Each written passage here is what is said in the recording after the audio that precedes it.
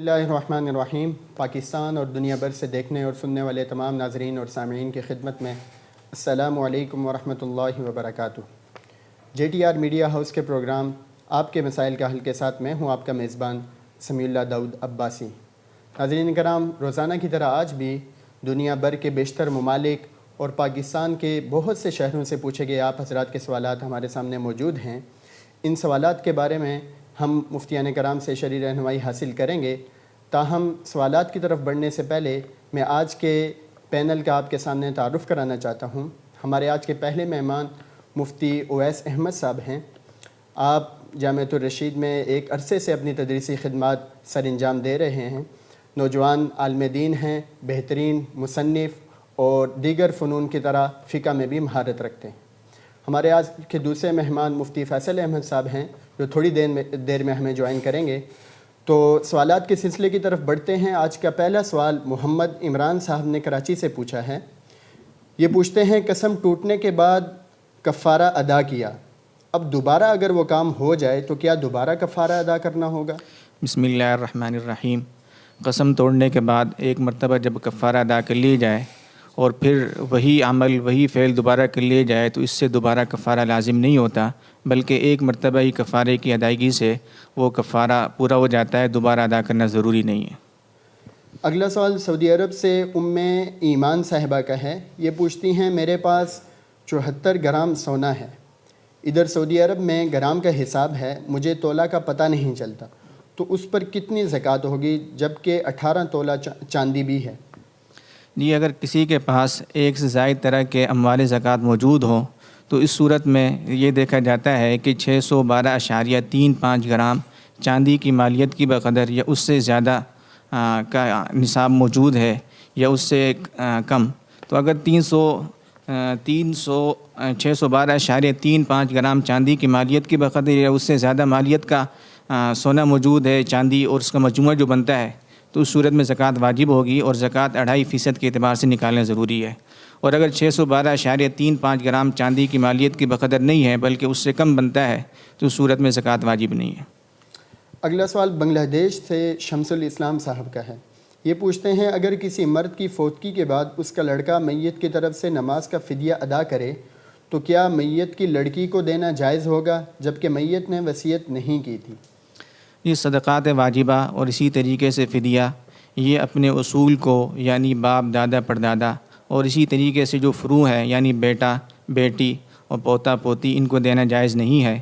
تو اگر یہ فدیہ دینا چاہتے ہیں والد کی طرف سے تو اس صورت میں لازم ہوگا کہ بیٹی کے بجائے کسی اور مستحق شخص کو دے دیا جائے۔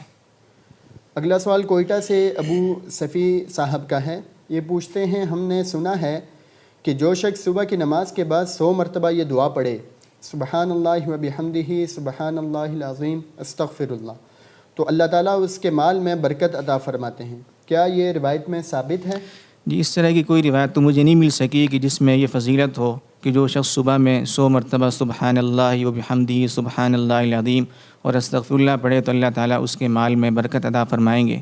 البتہ اتنی بات ضرور ہے کہ دونوں میں، ایک میں اللہ تعالیٰ کی تحمید اور تعریف کا ذکر ہے اور دوسرے میں استغفار کا ذکر ہے، اور قرآن مجید میں استغفار کی بڑی فضیلت آئی، فرمایا استغفروا ربکم انہ کان غفارا یرسل السماء علیکم مدرارا۔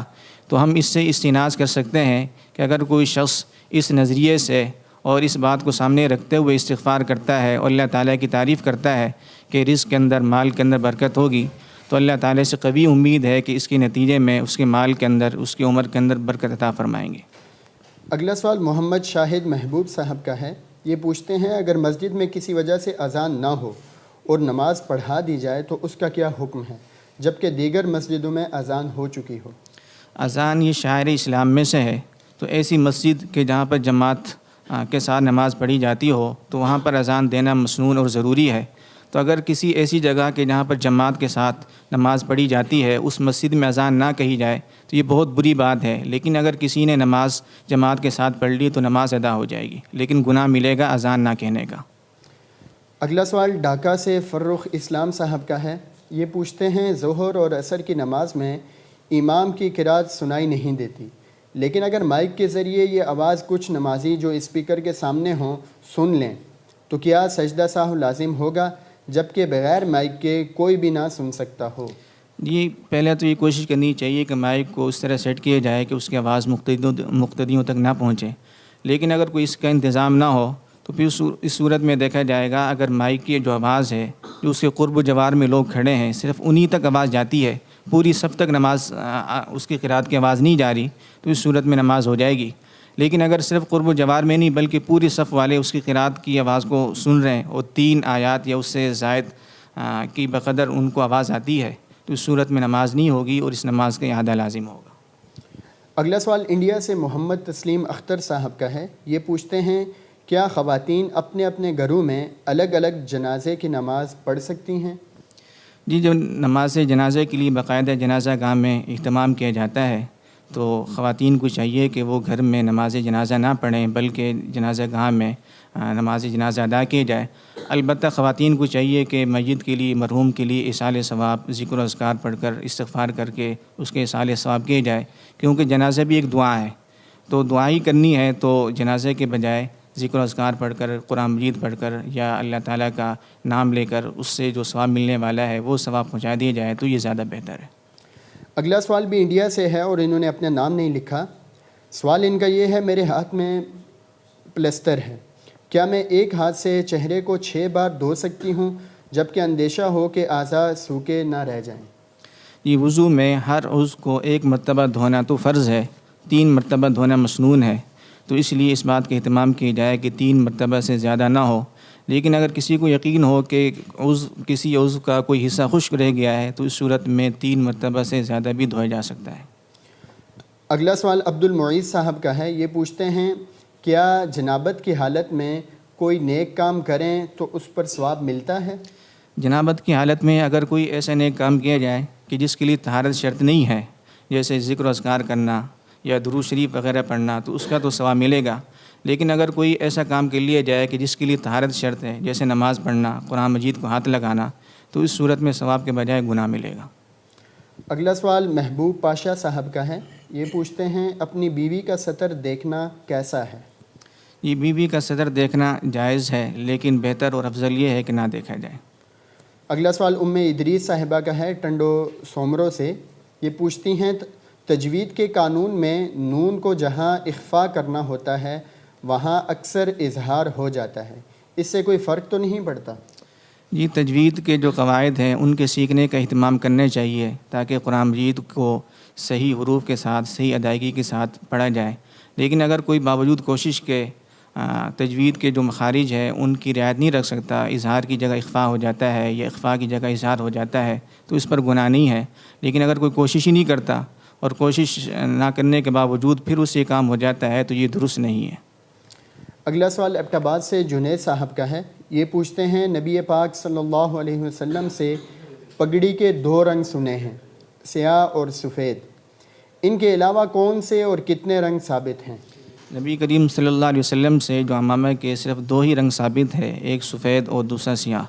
البتہ زرد رنگ کے بارے میں بعض لوگوں نے تذکرہ کیا ہے، لیکن علامہ سیوطی رحمہ اللہ تعالیٰ نے اس کی تردید فرمائی ہے اور فرمایا کہ صرف 2 ہی رنگ ثابت ہیں، باقی کسی کلر کی کوئی حقیقت نہیں ہے، ایک سیاہ رنگ اور دوسرا سفید رنگ، یہ 2 رنگ ثابت ہیں۔ اگلا سوال محمد عثمان صاحب کا ہے۔ یہ پوچھتے ہیں کیا کھانا کھانے سے پہلے میٹھا کھانا سنت ہے؟ کیا یہ آپ صلی اللہ علیہ وسلم سے ثابت ہے؟ نبی کریم صلی اللہ علیہ وسلم سے صرف اتنی بات ثابت ہے کہ میٹھی چیز کو آپ پسند فرمایا کرتے تھے، لیکن کھانے سے پہلے میٹھی چیز کھانا یا کھانے کے بعد میٹھی چیز کھانا اور اس کو سنت سمجھنا یہ درست نہیں ہے۔ ہاں البتہ یہ نظریہ رکھتے ہوئے اور یہ اتباع کی نیت سے میٹھا کھا لیا جائے اور کھانے سے پہلے اور کھانے کے بعد اس کو سنت نہ سمجھا جائے اور نہ ہی لازم سمجھا جائے تو اس میں کوئی حرج نہیں ہے۔ جزاک اللہ مفتی صاحب۔ اگلا سوال مفتی فیصل احمد صاحب سے ہے اور یہ سوال ایبٹ آباد سے ارسلان ملک صاحب نے پوچھا ہے۔ سوال ان کا یہ ہے کیا یہ حدیث ثابت ہے حب الوطن من الایمان، یعنی وطن سے محبت ایمان کا حصہ ہے؟ بسم اللہ الرحمن الرحیم۔ یہ جو انہوں نے روایت ذکر کی ہے حب الوطن من الایمان، ان الفاظ کے ساتھ یہ حدیث جو ہے ثابت نہیں ہے، اور بعض حضرات نے اس کو موضوعات میں سے شمار کیا ہے اور بعض حضرات نے اس کو حدیث سے ہٹ کے اقوال میں شمار کیا ہے۔ لیکن جن حضرات نے بھی اس کی تردید کی ہے ساتھ میں یہ بھی فرمایا کہ اس کا معنی ٹھیک ہے. یعنی معنی ٹھیک ہے کا مطلب ہے کہ وطن سے محبت جو ہے وہ ایک طبعی چیز ہے، اور رسول اللہ صلی اللہ علیہ وسلم کو بھی مکہ مکرمہ سے بہت محبت تھی، اور جب مدینہ منورہ آپ تشریف لے گئے تو وہاں پر اللہ تعالیٰ نے اس کی محبت آپ کے دل میں ڈال دی. اور جو صحابہ کرام تھے وہ بھی جب مکہ سے مدینہ آئے تھے تو وہ بھی پریشان رہتے تھے، وہاں کے موسم سے بھی پریشان تھے اور وہاں پر وہ ایڈجسٹ نہیں ہو رہے تھے. تو رسول اللہ صلی اللہ علیہ وسلم نے دعا فرمائی کہ مدینہ بھی ان کے لیے ایسا ہی مانوسیت والا ہو جائے جیسے کہ مکہ تھا. تو جس جگہ انسان رہتا ہے چاہے وہ کوئی گھر ہی کیوں نہ ہو تو ایک طبعی چیز ہے، انسان کو اس سے انسیت ہوتی ہے. جب انسان چھوڑتا ہے اس کو تکلیف ہوتی ہے، اور کسی نئی جگہ پہ جا کے اس کو مانوس ہونے میں وقت لگتا ہے. تو یہ جو ایک طبعی محبت ہے یہ تو ٹھیک ہے، لیکن اسی چیز کو یہ کہنا کہ یہ ایمان کا حصہ ہے یا یہ ایمان کا تقاضا ہے تو ایسا نہیں ہے، ایمان کا تقاضا نہیں. البتہ اس میں ایک بات کا اضافہ کروں گا، وہ یہ کہ پاکستان کے اندر یہ دونوں جہتیں جمع ہیں، کیونکہ پاکستان ہمارا وطن بھی ہے، ہم یہاں پیدا ہوئے ہیں، طبعی طور پہ ہمیں اس سے محبت ہے. جیسے ہندوستان میں رہنے والے مسلمان کو طبعی طور پہ ہندوستان سے محبت ہوگی، تو ایک وہ طبیعت کا تقاضا ہے، وہ اپنی جگہ ٹھیک ہے. اور پاکستان جو ہے وہ ایک اسلامی نظریاتی ریاست بھی ہے، اور دنیا کی یعنی مدینہ کے بعد یہ پہلی اسلامی نظریاتی ریاست ہے. تو اس لحاظ سے ہمارا اس کا ایک ایمانی رشتہ بھی ہے. تو یہاں پر اس کے دونوں معنی صادق آ جاتے ہیں کہ ہماری اس سے ایمانی محبت بھی ہے اور ہماری اس کے ساتھ جو ہے ایک طبعی محبت بھی ہے. لیکن باقی دنیا میں جتنے بھی ممالک ہیں عام طور پہ اس سے طبعی محبت ہوتی ہے، وہ ایمانی محبت نہیں ہوتی. اگلا سوال محمد عبداللہ صاحب کا ہے. یہ پوچھتے ہیں کیا ایسے ملی نغمے سننا جائز ہے جن میں آلات موسیقی کا استعمال ہو اور جن کو سن کر وطن سے محبت بڑھتی ہو اور وطن کی خدمت کا جذبہ دل میں ابھرتا ہو؟ جی، اوپر کی جو بات ہوئی ہے اس کے تناظر میں یہ بات تو واضح ہے کہ وطن سے محبت رکھنا ٹھیک ہے، اور خاص طور پہ پاکستان کے تناظر میں اس کا جذبہ اور بہتر ہے. لیکن یہاں پر خرابی آ رہی ہے کہ آلات موسیقی کا اپنے اس میں قید لگا دی ہے. تو آلات موسیقی سے وہ ظاہر گناہ بن جائے گا. تو جو جائز محبت ہوتی ہے وہ جائز طریقے سے ہی ہوتی ہے، حرام طریقے سے نہیں ہو سکتی. تو محبت کرنا جائز ہے، جذبہ بڑھانا جائز ہے، ملی نغمے پڑھنا جائز ہے، بنانا جائز ہے، لیکن اس میں آلات موسیقی کا استعمال بالکل جائز نہیں. البتہ یہ بات کہ بعض دفعہ ایسے آج کل کیونکہ وہ جدید آلات آ گئے ہیں تو اس کی وجہ سے وہ بیک گراؤنڈ میں ایسی آوازیں یعنی انسانی آوازیں ہوتی ہیں، وہ انسانی آوازوں کو ایسے ردم میں ڈال دیتے ہیں جس سے وہ محسوس ہوتا ہے کہ وہ کوئی میوزک سا ہے. تو اس میں یہ ہے کہ جہاں پر آواز واضح ہو کہ یہ ہے آواز ہی انسانی آواز ہے، اس کو ترنم سے پڑھا گیا تھوڑا. تو جس طرح ویسے ترنم سے پڑھنا جائز ہے تو ٹھیک ہے، بیک گراؤنڈ میں بھی کچھ تھوڑا سا اس کے اندر ٹچ دینے کے لیے اس کی بھی گنجائش ہوگی. لیکن اگر جہاں پر اس قسم کی آواز کو باقاعدہ موسیقی کے اندر ڈال دیا جائے، یعنی موسیقی کی کوئی دھن ہو اس کے اندر اس کو ہم فیڈ کر دیں، اور جس طرح ڈھول بجنے سے ایک ترتیب سے آواز آتی ہے اسی طریقے سے آپ کی انسانی آواز بھی اسی ترتیب سے آنا شروع ہو جائے، تو جہاں پر اس درجے میں آلات کا استعمال ہوگا وہ میرے خیال میں پھر وہ خود موسیقی کا آلہ بن جائے گا. تو اب یہ بنانے والوں پر ہے کہ وہ کون سی ٹیکنالوجی کو استعمال کرتے ہیں. لیکن سننے والوں کے لیے اتنی گنجائش ہے کہ اگر ان کو محسوس ہو کہ پیچھے بیک گراؤنڈ میں موسیقی نہیں ہے بلکہ انسانی آواز ہے اور ترنم کے ذریعے سے ایک ساز پیدا کیا گیا ہے تو اس کی گنجائش ہے، اس کو سن سکتے ہیں. جزاک اللہ مفتی صاحب. اگلا سوال اعظم خان صاحب کا ہے. یہ پوچھتے ہیں قادیانی مرزائی پاکستان کے آئین کے مطابق کافر قرار پا چکے ہیں، اس بارے میں وضاحت فرما دیں. اگلا سوال بھی میں ساتھ ہی لے لیں. اگلا سوال مدثر صاحب کا ہے راولپنڈی سے. یہ پوچھتے ہیں قادیانیوں سے سلام کرنا، ان کا احترام کرنا، ان کی چیز خریدنا، ان کے ساتھ کام کرنا جائز ہے یا ناجائز؟ اس حوالے سے کیونکہ آج کل وہ عاطف صاحب کا مسئلہ بھی کافی مشہور ہوا ہے اور اس پر بھی بہت پوسٹیں چل رہی ہیں. تو دیکھیں، ایک آئین پاکستان کے تحت قادیانیوں کو اقلیت قرار دیا گیا. اچھا، جس آئین نے ان کو اقلیت قرار دیا یعنی غیر مسلم قرار دیا، اسی آئین نے کہا کہ جو غیر مسلموں کے حقوق ہیں وہ ان کو ملیں گے. تو یہ دونوں چیزیں قادیانیوں کے لیے ہمارے آئین کے تحت ٹھیک ہیں، یعنی وہ غیر مسلم بھی ہیں، ان کو غیر مسلم اپنے آپ کو کہلانا چاہیے، مسلمان نہیں کہلانا چاہیے. ان کو اپنی عبادت گاہ کو مسجد نہیں کہنا چاہیے. ان کو اپنے جو بھی ان کے مذہبی شاعر ہیں ان کو اسلامی شاعر کے ساتھ ملتبس نہیں کرنا چاہیے. یہ ان کی آئینی ذمہ داری ہے، اور پاکستان کی اور ہماری حکومت کی آئینی ذمہ داری ہے کہ ان کو جو شہری حقوق ہے وہ فراہم کریں. تو یہ تو ایک بنیادی چیز ہو گئی. اس کے بعد پھر اس کو سمجھنا چاہیے کہ جس طرح سے غیر مسلموں کے لیے کچھ کلیدی عہدے پاکستان میں منع ہیں، یعنی صدر وزیر اعظم غیر مسلم نہیں بن سکتا، تو ظاہر ہے کہ قادیانی کیونکہ غیر مسلم قرار دیے گئے تو لہذا وہ بھی نہیں بن سکتے. تو یہاں تک تو ان کا معاملہ عام غیر مسلموں کی طرح کا ہوا. اب آگے چل کر مسئلہ یہ آتا ہے کہ جب یہ کسی بڑے عہدے پہ جاتے ہیں تو آئینی طور پہ ابھی کوئی ایسی رکاوٹ نہیں ہے کہ یہ کسی بڑے عہدے پہ نہیں جا سکتے، لیکن اس حوالے سے جب حکومت کوئی قدم اٹھائے تو حکومت کو کچھ چیزوں پہ توجہ دینا بہت ضروری، اور حکومت دیتی بھی ہے. جیسے مثلاً اگر وہ اقتصادی کمیشن کوئی بنا رہی ہے تو ظاہر ہے کہ اس کے اندر وہ کسی ایسے آدمی کو نہیں رکھے گی جس کی اقتصادیات سے مانوسیت نہ ہو، یعنی وہ بالکل ہی عام ایک عالم دین کو اس میں نہیں رکھے گی. کیوں نہیں رکھے گی؟ کیونکہ یہ عالم دین اس کا اچھا مشورہ نہیں دے سکتا.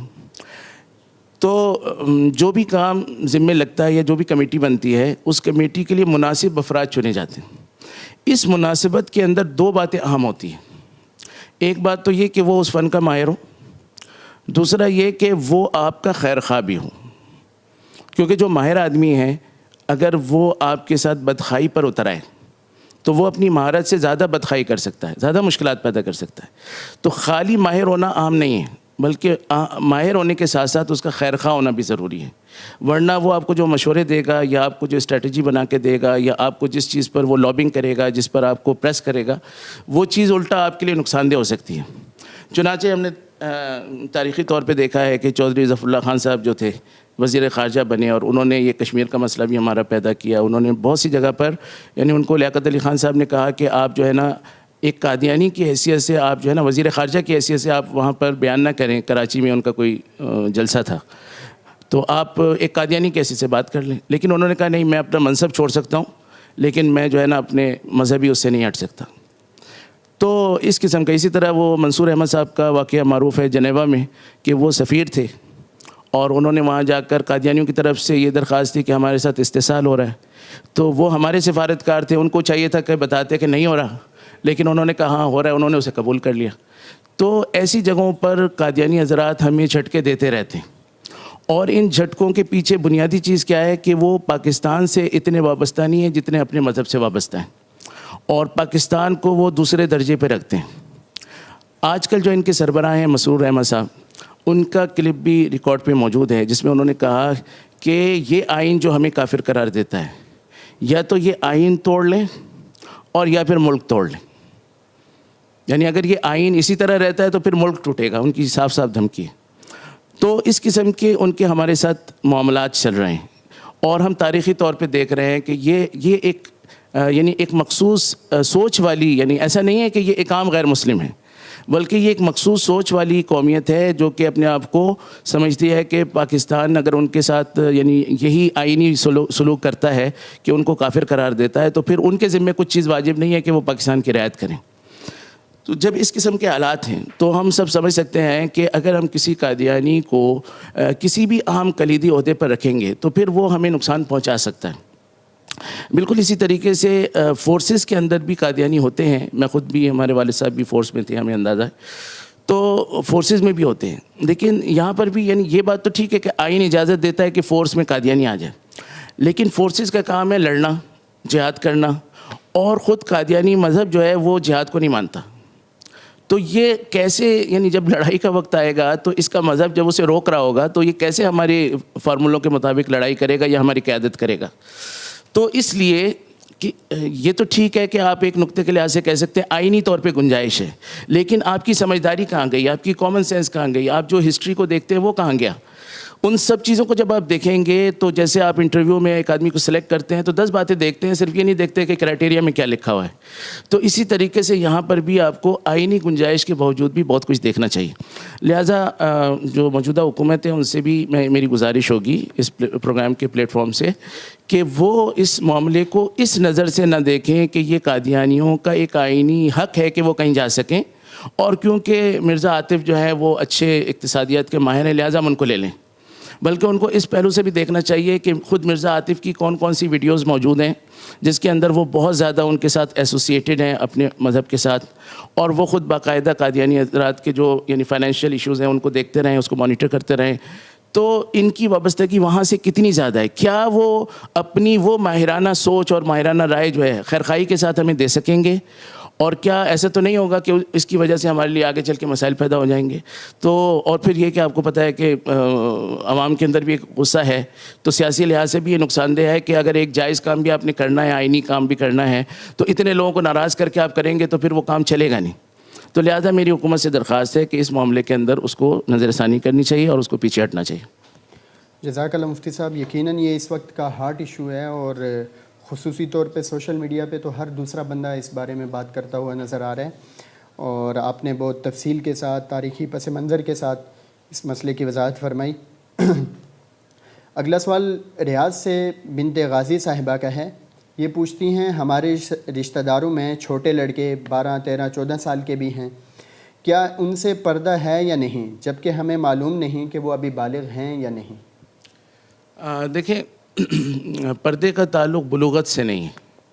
پردے کا تعلق جو ہے وہ اس بات سے ہے کہ ایک لڑکا، یعنی اگر لڑکے کی طرف سے ہم دیکھیں تو وہ لڑکا اب اس عورت کو ایک عام انسان کی نظر سے دیکھ رہا ہے، یا اب اس نے اس کو عورت کی نظر سے دیکھنا شروع کر دیا.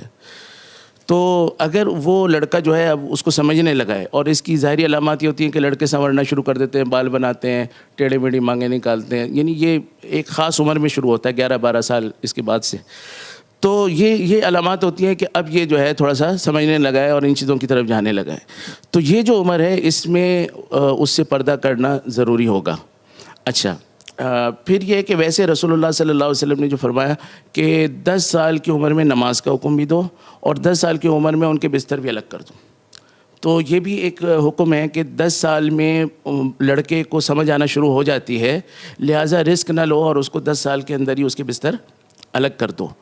تو یہاں سے بدلتا ہے کہ 10 سال سے عام طور پہ ایسا کر لینا چاہیے. اور اگر تھوڑا سا کوئی بچہ ایسا ہے حلول جلول سا ہے، اس کو سمجھ نہیں آتا کچھ، تو ٹھیک ہے 11 سال 12 سال تو مختلف ہو سکتا ہے، لیکن اس کو بلوغت تک چھوڑنا ٹھیک نہیں ہے کہ بالکل بالغ ہوگا، ہمیں پتہ چل جائے گا، اس کا شناختی کارڈ بن جائے گا، پھر جا کے پردہ شروع کریں گے، ایسا نہیں. اور اگر اس طرف سے لڑکی کی طرف سے ہم بات کریں تو لڑکی کی طرف سے بھی یہ ہے کہ جب اس کو لوگ جو ہے اور نظروں سے دیکھنا شروع ہو جائیں، یہ جس کو ہم کہتے ہیں کہ ان کو شہوت ہو جائے، تو شہوت تو نہیں ہوتی، لیکن ظاہر ہے کہ لوگوں کے تعامل بدل جاتا ہے، لوگوں کا ملنا ملانا بدل جاتا ہے، ہاتھ ملاتے ہوئے لوگ جھجکتے ہیں وغیرہ وغیرہ، اس قسم کی چیزیں ظاہر ہونا شروع ہو جاتی ہیں. اور یہ اس کا تعلق بچی کی گروتھ سے بھی ہوتا ہے، یعنی بعض بچیاں جو ہوتی ہیں وہ بڑی عمر کی بھی ہو جاتی ہیں، 12 سال کی 13 سال کی بھی ہوتی ہیں، دیکھنے میں بالکل بچی لگتی ہیں، ان کی طرف کسی کی توجہ نہیں ہوتی. لیکن ایسی بھی ہوتی ہیں جو 9-10 سال کے اندر بھی گرو کر جاتی ہیں.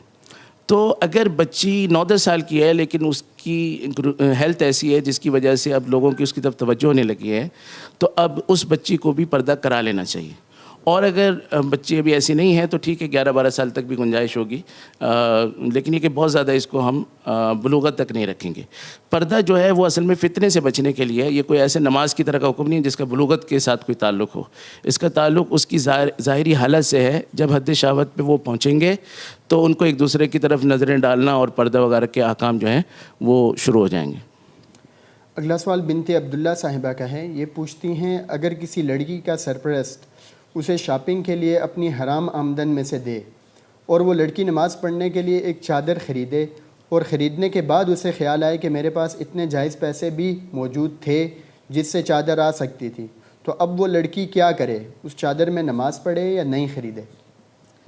دیکھیں، اس میں مسئلہ یہ ہے کہ اگر کسی کے والد یا شوہر جو بھی ہے ان کا آمدنی حرام ہے تو ان کے ذمے ان کا نفقہ تو ہے، عورت کا نفقہ تو انہی کے ذمے.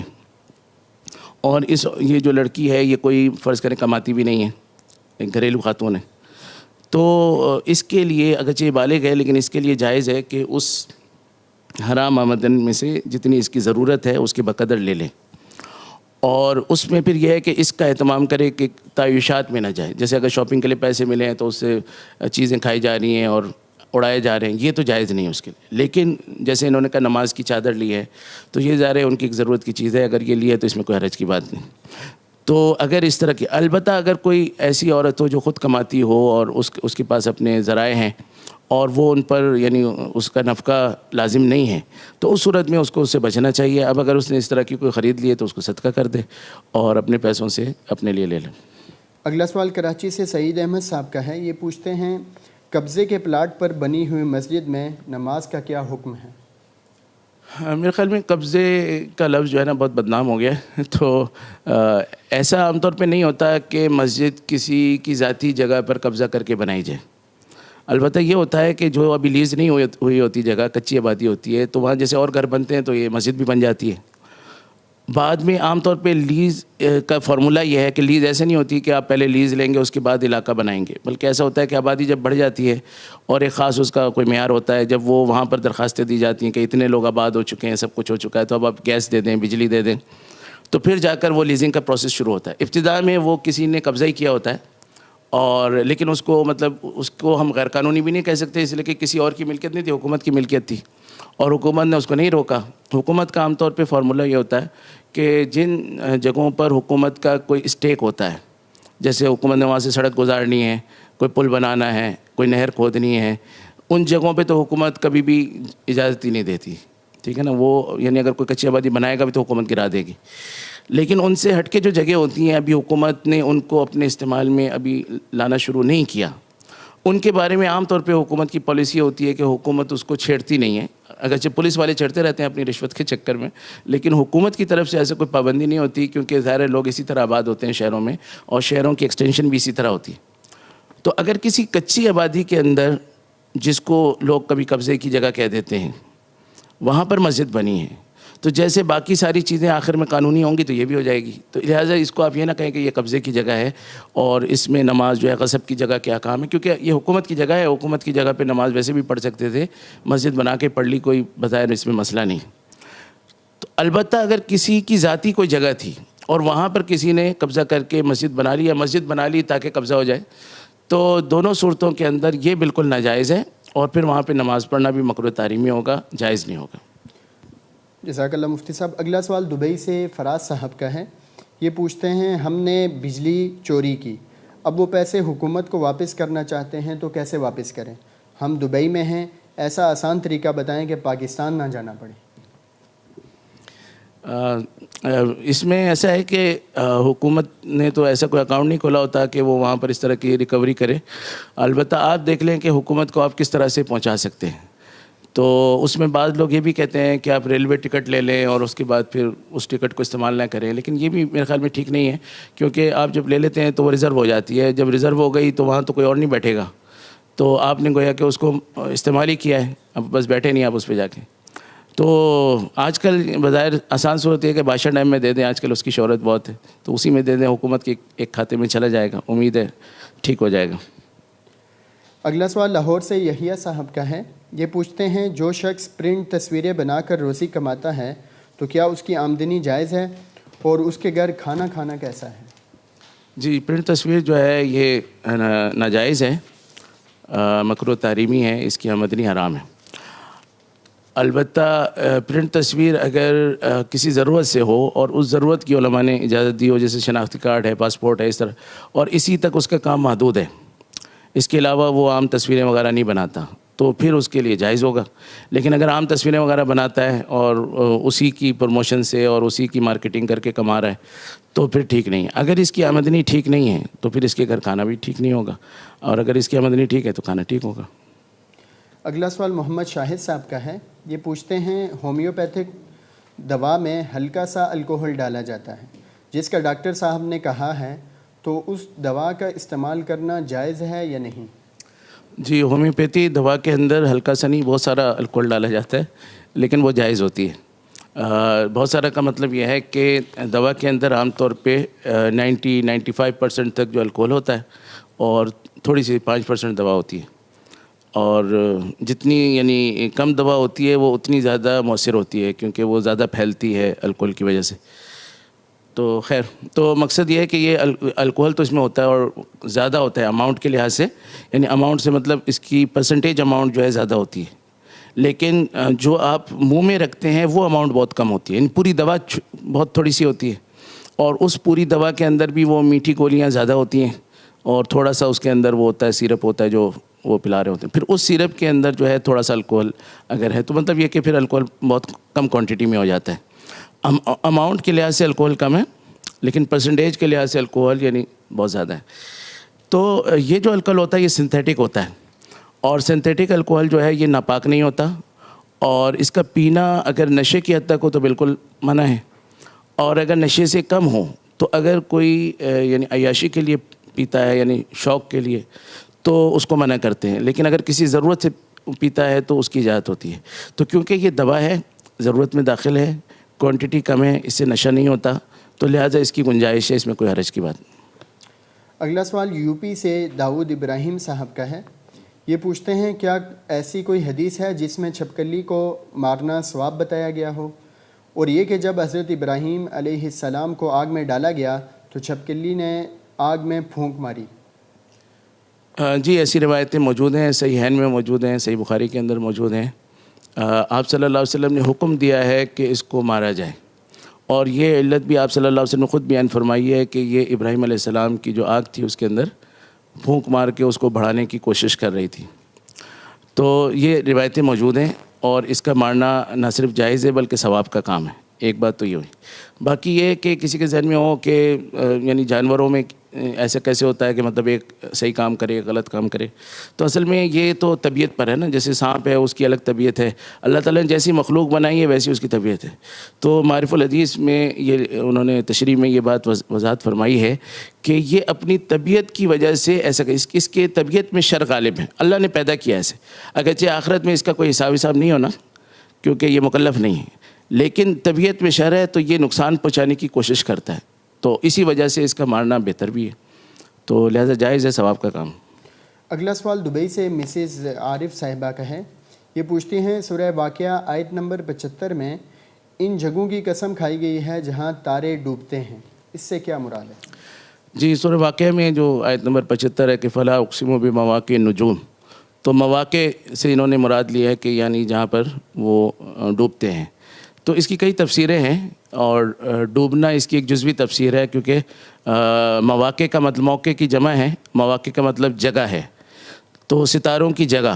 اب ستاروں کی جگہ کے بارے میں پھر تفسیر میں بہت سارے اقوال ہیں یعنی پہلے تو بنیادی طور پہ اس میں دو اقوال ہیں. ایک یہ کہ نجوم سے مراد جو ہے قسط وار چیز کا آنا ہے ایک مطلب یہ ہے تو اس سے مراد قرآن کریم کا ہے کہ قرآن کریم سماع اول پر تو پورا آیا تھا اس کے بعد پھر نجوم کی شکل میں نیچے آیا تو اس سے مراد سماع اول ہو جائے گا. تو یہ تو پہلی تفسیر ہے اس کی.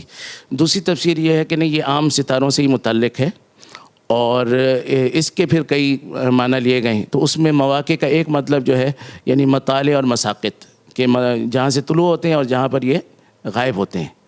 اسی طرح منازل کے جن رستوں سے یہ گزرتے ہیں کیونکہ ستاروں کے ذریعے سے اللہ تعالیٰ ہمیں رستے دکھاتے ہیں. جو قطب تارہ ہوتا ہے وہ ہمیشہ شمال میں رہتا ہے اس کے ذریعے سے بھی ہم رہنمائی حاصل کرتے ہیں. دیگر ستارے جو ہیں وہ بھی مشرق سے مغرب جب جاتے ہیں تو ان کے خاص پیٹرنز ہیں تو اگر کوئی ان کو سمجھتا ہو تو اس کو رستے کا اندازہ ہو سکتا ہے. تو نجوم جو ہیں یہ یعنی اپنی منازل کے لحاظ سے بھی بہت بڑی اللہ تعالیٰ کی نشانیاں ہیں اور مواقع کے لحاظ سے بھی کہ جہاں پر یہ ہوتے ہیں چاہے وہ طلوع کی جگہ ہو چاہے غروب کی جگہ ہو یا ویسے جہاں پر بھی یہ ہوتے ہیں ہمیں دور سے نظر آتے ہیں تو ان جگہوں پر ان کے جو حالات ہیں یعنی یہ بکثرت ہیں. یعنی نیچے سے ہم دیکھتے ہیں تو ہمیں جگہ جگہ یعنی اگر کھلا آسمان ہو صاف ہو آسمان کراچی یا ایسے پولوٹیڈ ایریا نہ ہو تو پورا آسمان بھرا ہوتا ہے ستاروں سے. پھر ان جب اصل اس جگہ پہ جائیں تو پتہ چلتا ہے کہ ان کے درمیان تو لاکھوں پتہ نہیں کتنے نوری سالوں کا وہ فاصلہ ہے. پھر یہ کہ ان کے یہاں درمیان میں کہکشاں بھی ہے اس کے علاوہ اس طرح کی بے شمار کہکشائیں ہیں. تو ان مواقع پر آپ جب جاتے ہیں تو اللہ تعالیٰ کی جو ایک نشانی ہے اور اللہ تعالیٰ کا جو قدرت ہے اس کا ایک غیر معمولی آپ کو ایک منظر نظر آتا ہے. تو ظاہر اتنی بڑی چیز ہے اسی لیے اللہ تعالیٰ نے فرمایا کہ انہ لقسم لو تعلمون عظیم کہ اگر تم کسی زمانے میں جان لو کہ ستاروں کی جگہوں میں کیا ہو رہا ہے تو پھر تمہیں پتہ چلے کہ یہ بہت بڑی قسم ہم نے کھائی ہے.